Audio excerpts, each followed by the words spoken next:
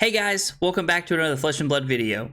This video is proudly brought to you by the House of Cards, the official sponsor of my stream. Be sure to check out the link in the description below for all of your Flesh and Blood needs. Guys, if you've been watching my content for a while, you know that I'm a big Dash lover, and I always have been, and I probably always will be. Dash and Iyslander is a very close matchup. Since I started playing the game, Dash has had a slightly favored matchup into most of the wizards that are in Flesh and Blood. But Dash and Iyslander is a very interesting game because for a while, Hypothermia, helped Iyslander out in a lot of ways. And then, Dash having natural AB3 on some equipment just really gives her an edge in this matchup, and that Dash plays more blues in a lot of aggro decks. So I feel like that kind of puts her in a favored position. But this was a really close game, and it was just really tight and a really good game. And so I picked it out of some of my Dash gameplay because I thought it was a really good game, and it really highlights the Dash versus Iyslander matchup. Thanks for stopping by, guys, and I hope you enjoy the video. I just ended up not being a big fan of that.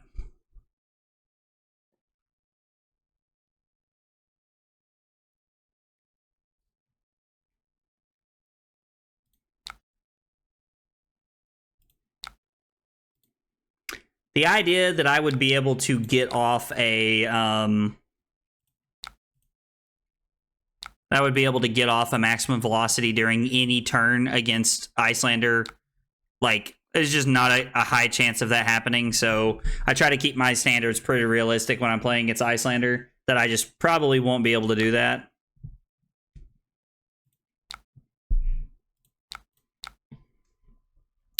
And then we'll give him this. This seems fine.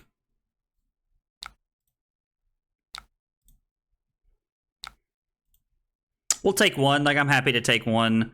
I know that the Bulllander lists aren't really playing Command and Conquer nowadays, so... Hey, don't want to boost that. Don't want to boost that at all. Fighting Spirit into CLF, huh? It's not too shabby. It's not too shabby at all. CLF on turn one is very strong.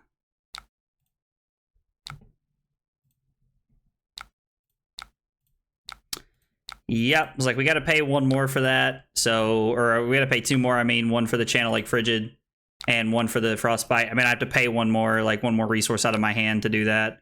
And then I'm just gonna throw the pistol for two.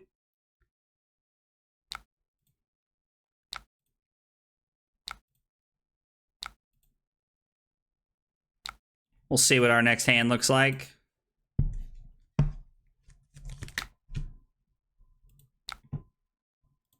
Yeah, we'll go ahead and pitch that Payload.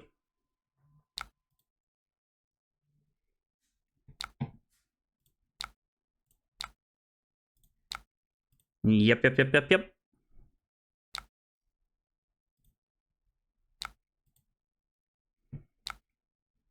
Okay, Sink Below. Makes sense that they bring in Sink Belows against me.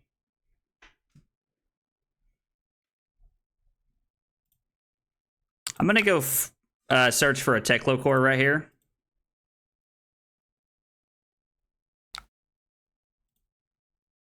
So I'm going to take 3 AB to do it, but I think it's worth getting a Teklo Core. I'm not going to pay for that.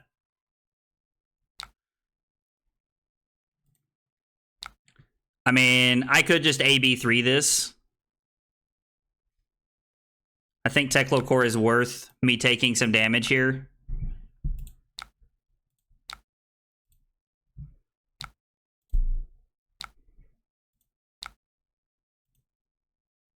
This was a pretty good turn for me. Set up quite a bit here. Tunic on their turn. Oh, they have a yellow they're gonna pitch. And they're gonna fuse. So we'll prevent one. And I guess I could AB3 because I do have a blue coming off. And my cards aren't really super powerful here.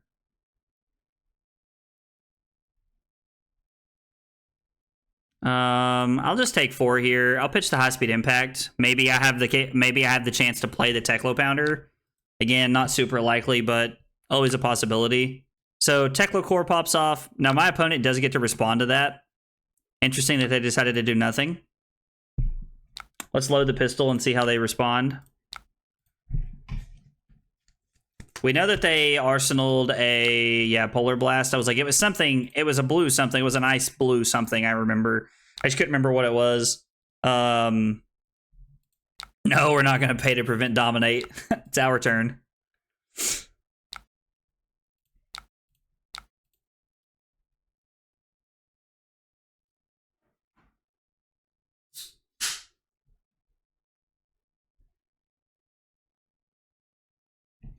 We're up 3 points, and they have 4 cards in hand. Okay.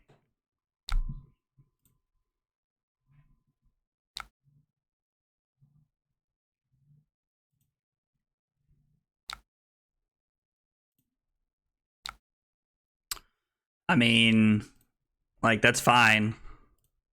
I had 3 blues in my hand.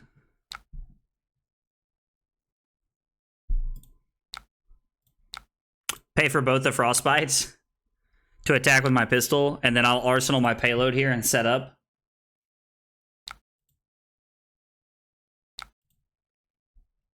My opponent's probably going to Coronet peek us, and then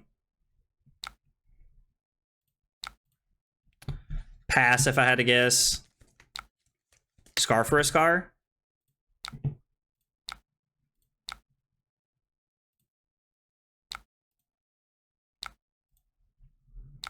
Yeah, we'll just block that out. That's fine. Teklo Core, do you respond?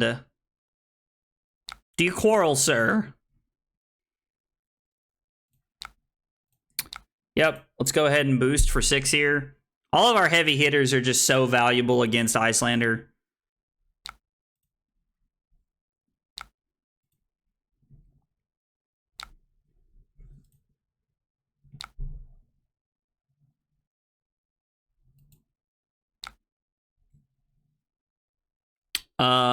So if I pay 2 here, I can't do anything else.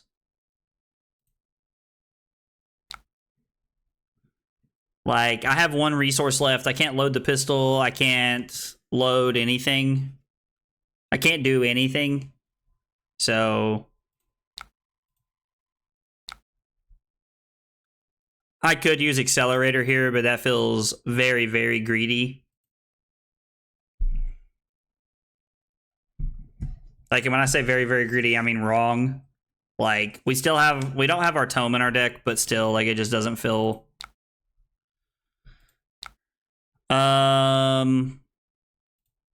Yeah, I'll pitch with this. Like, that's fine.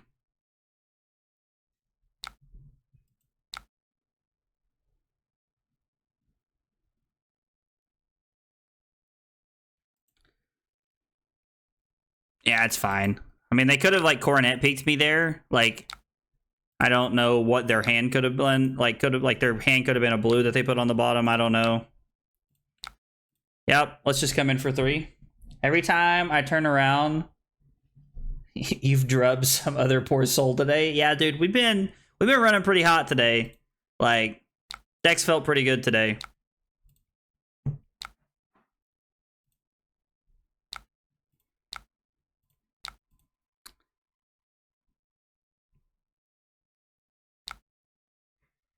Okay.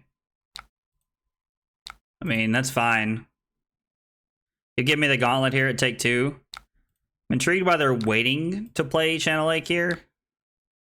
Again, like, I can't do anything. This costs 3, this costs 4, this costs 3. Like, the yellow is really just getting the best of me. Like, I was like, please go for a Waning Moon.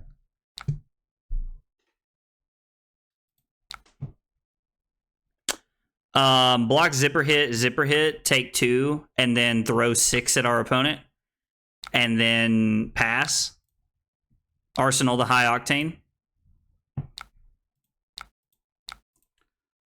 We're definitely, like, not... I don't really know that we're ahead at all right now, if you guys want the truth. One of their blizzards was really well timed, and, like... I don't really think it was, like, well timed because my opponent could tell what I was doing. I just think that it worked out for them because I had 2 yellows in my hand. Or no, I had 1 yellow as my only, like, source of, like, anything other than reds. So it wasn't really that, like, my opponent, like, next leveled me or anything. It was just, like, They happen to have a well-timed card that put us on what feels like the back foot, but man.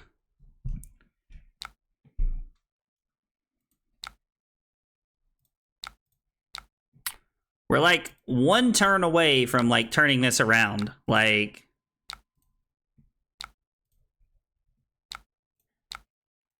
I just need one turn where my opponent's not disrupting me and I can just like I'm just gonna AB2 this, I suppose.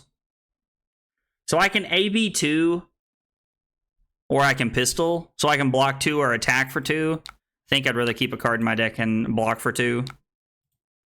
They're gonna come in for 3, which is fine because I'm gonna go to 20.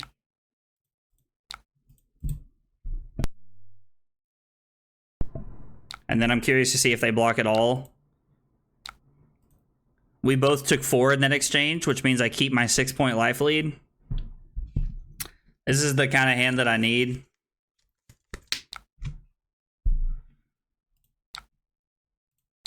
So we'll pitch this, and then we'll pay 2,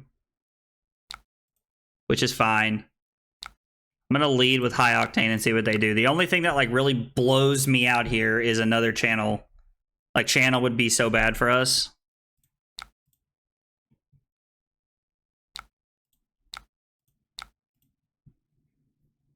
Gosh, stop boosting the harpoons, deck. We want to draw those. Oh, man.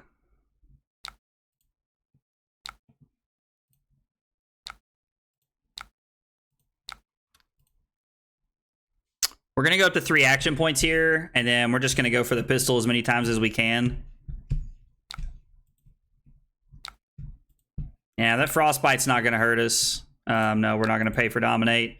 And then I'm also just going to take 3 off the Waning Moon here because me blocking 3 is a trap.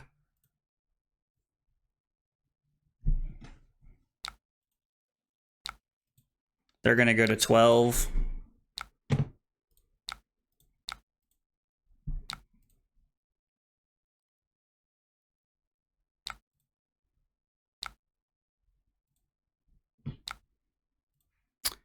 Man, my opponent might be determined to try and keep as many cards as they can here. Like, we're at 14, so like we're definitely like within like we're close to that like striking range where Iyslander likes to be at, where they can get us in one turn. I think 12 without Metacarpus nodes is where we need to be for them to kill us, so I don't think we're quite there yet, but we're getting closer.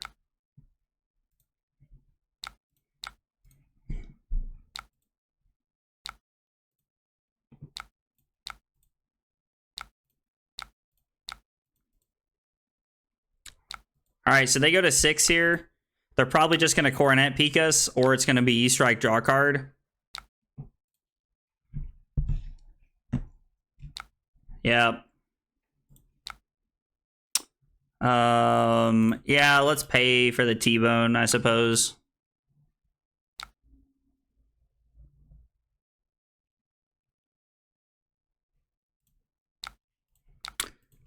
I don't know that playing high Octane here is correct, but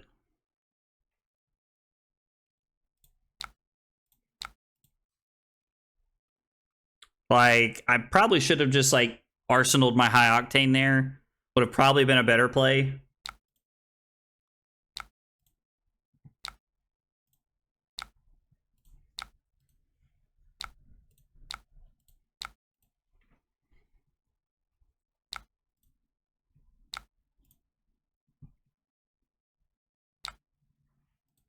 Okay.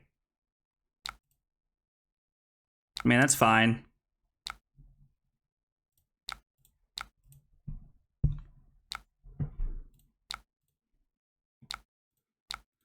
Oh, man. I don't like them being able to keep 3 cards. That is not good for us. It's not good at all for us. Now, having 3 blues is good.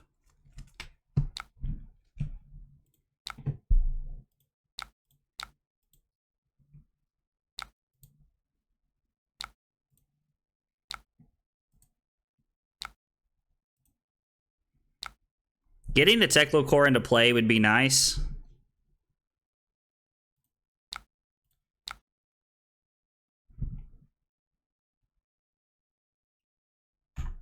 But ultimately, I don't think realistic. I've just given them the information that I have another blue in my hand.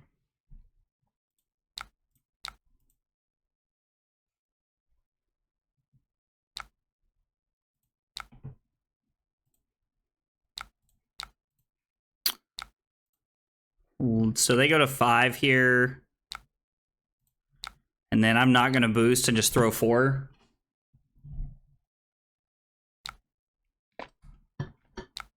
They go back to 4.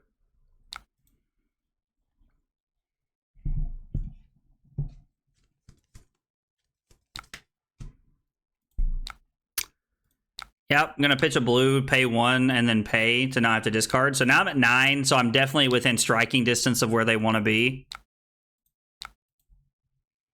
Which is a little scary for me. Like, this is definitely where we're at the part of the game where they can get us.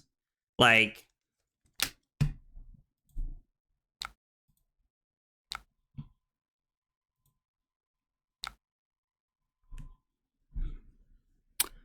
and then I could pitch T-Bone to activate Heart. And if it all pans out, I can go Pistol Payload.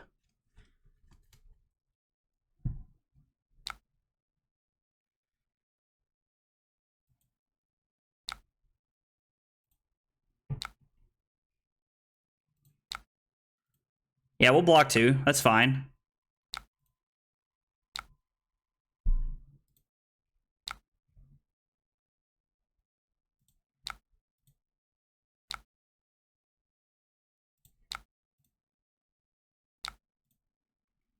So we're at 5. And they're probably just going to go to 2 and keep their cards, and then we're going to die.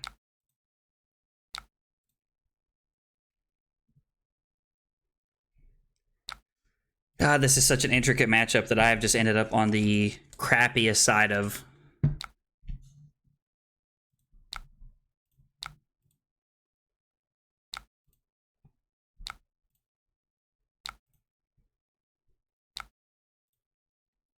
Interesting.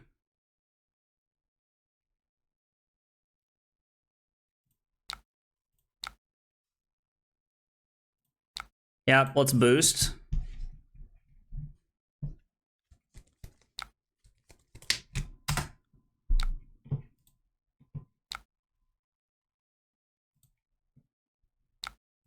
And let's go for it. We have 3 resources left to try and AB stuff here.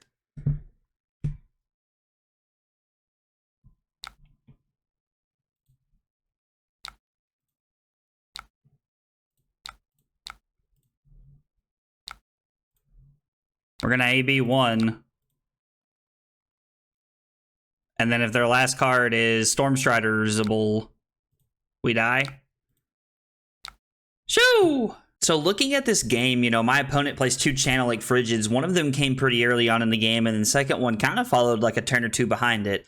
I feel like the Iyslander was doing things the right way. Like, they were playing cards at the right time, and they were taking their opportunities when they popped up. You know, they seized opportunities when I did not have a lot of resources, and they were walking the life totals down, and honestly, I thought I was going to lose that game. I 100% thought I was going to lose that game. Ended up being able to get there, which was a very nice feeling. I was pretty surprised by that, but I'm not going to complain. Sometimes you win the ones that you don't think you're going to. We get to the end of the game, and that, you know, that Payload was able to be dominated to cross the finish line for me, which was kind of a nice feeling. But I just kind of assumed I was dead there on the last turn. Dash playing more blues than most aggro decks really gives me an edge in that spot and really helps me prevent from dying. If I missed anything or you guys see anything that could be improved on, please let me know in the comments below. If you liked the video, guys, be sure to like and subscribe for more content. And I'll see you next time, guys. Take it easy.